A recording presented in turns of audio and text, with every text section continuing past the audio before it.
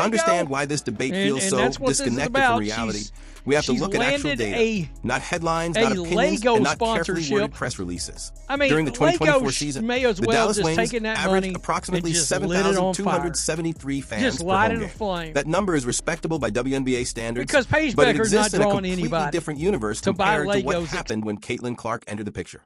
Indiana Fever games with Clark routinely sold out or exceeded previous attendance records. The most telling example came when the Wings played the Fever. That matchup wasn't kept in the Wings' usual arena. It was moved to American Airlines Center, the same building used by the Dallas Mavericks. That decision wasn't symbolic. It was financial. The league knew demand would exceed the capacity of the smaller venue. When Paige Bueckers played, those games remained in the original arena. Markets don't lie. Teams don't change venues out of generosity or hype. They do it to capture demand. That single decision speaks louder than any media narrative ever could. It shows exactly who drives ticket sales when real money is on the line. And yet, despite this clear evidence, the media conversation continues to blur these distinctions. This is where frustration grows among fans. When coverage suggests that attendance differences are marginal or interchangeable, it feels dishonest. Clark's presence doesn't just increase numbers, it transforms them. She changes where games are played, how they're marketed, and how many people show up. That's not theory. That's logistics.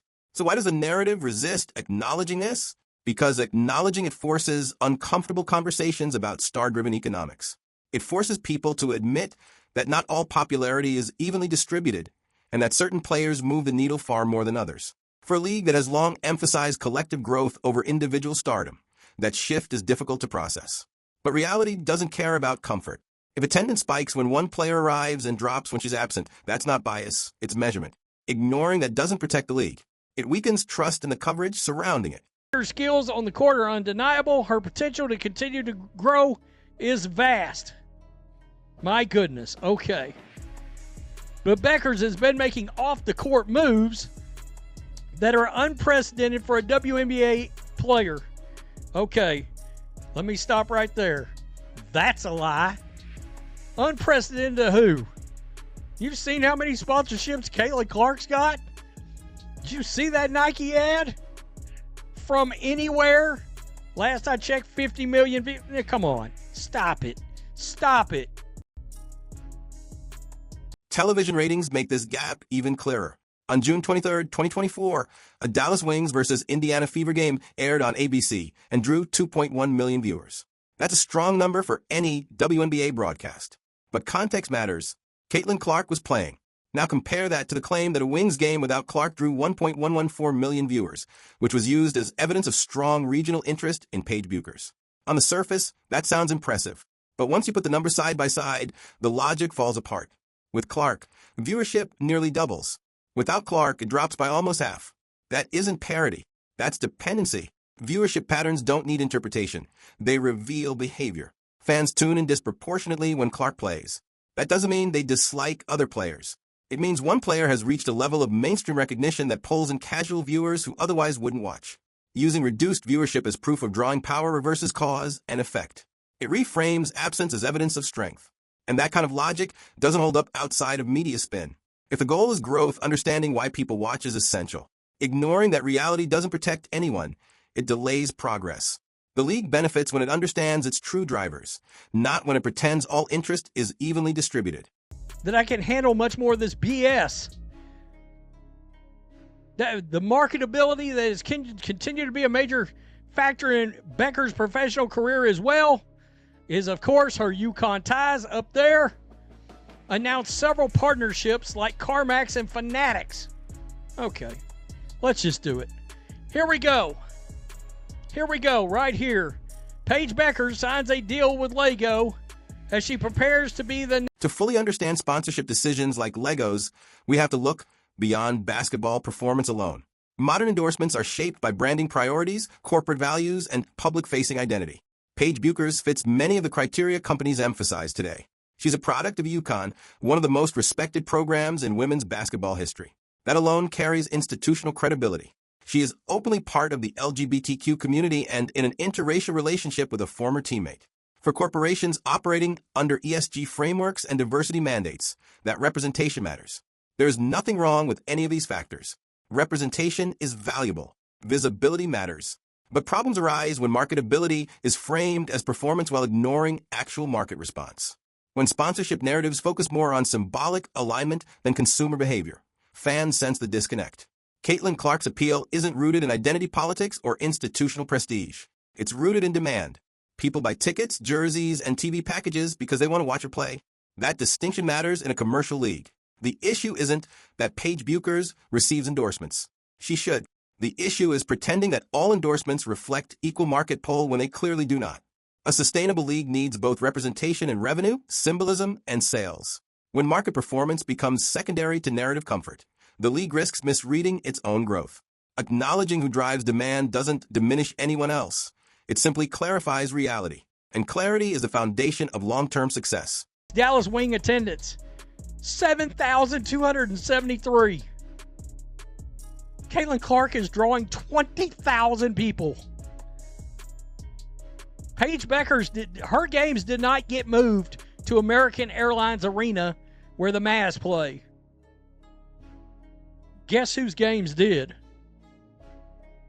If you said Caitlin Clark, you got that shit right.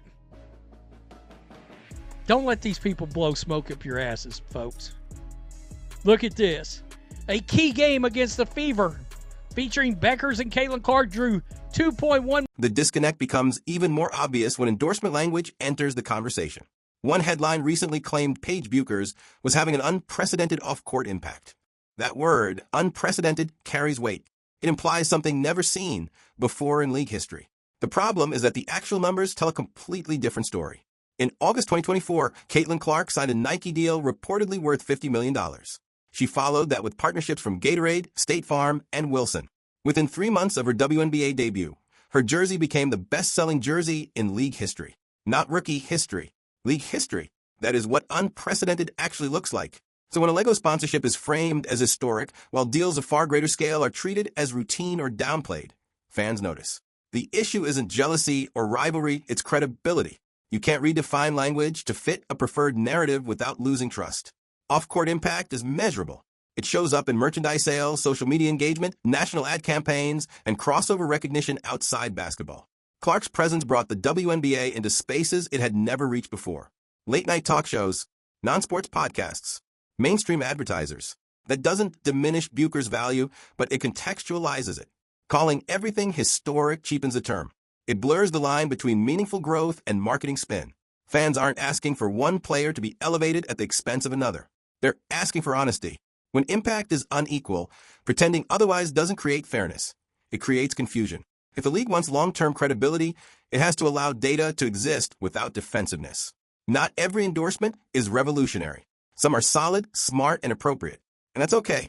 But pretending smaller deals represent the same market force as industry-altering ones only widens the gap between narrative and reality.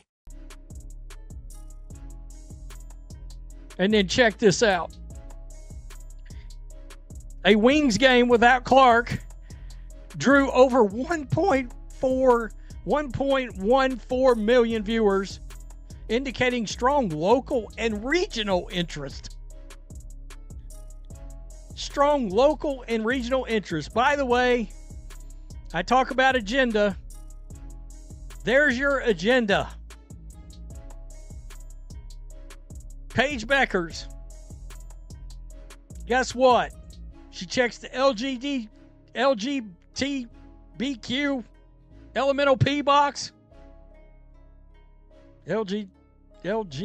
LEGO's announcement of a major sponsorship deal with Paige Bueckers immediately sparked controversy, not because of the brand itself, but because of how quickly some commentators dismissed the move.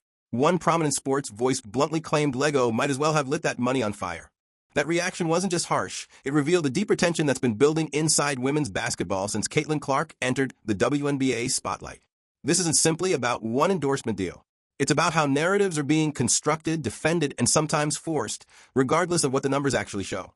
Since April, when Clark officially arrived in the league, women's basketball has experienced a level of attention it has never seen before. Attendance surged, TV ratings spiked, merchandise sales exploded, and casual fans, people who had never followed the WNBA, suddenly started paying attention. That type of growth naturally changes the endorsement landscape, and not everyone is comfortable with what that reveals. The pushback against the LEGO deal isn't really about LEGO or Paige Bueckers as a player. It's about comparison. Any major sponsorship in the WNBA today is inevitably measured against Caitlin Clark's impact. And that comparison makes some people uneasy because it exposes a gap between perception and reality. When commentators dismiss the value of a Bueckers sponsorship while simultaneously inflating its significance, it signals confusion about what success actually looks like in this market. What we're seeing is a pattern. When Clark drives massive viewership or attendance, it's often framed as a temporary spike, an anomaly, or media hype. But when other players receive endorsements regardless of scale, the coverage is quick to label it unprecedented or groundbreaking. That inconsistency is where frustration comes from. Fans aren't rejecting Paige Bueckers. They're rejecting what feels like a forced narrative that ignores measurable impact. At its core, this controversy reflects a league in transition. The WNBA is no longer operating in a niche space where all attention is equal. Star power now matters more than ever, and brands are responding accordingly. The backlash isn't about whether Paige deserves a sponsorship. She does. It's about why honest comparisons suddenly become uncomfortable when one player clearly shifts the entire economic equation.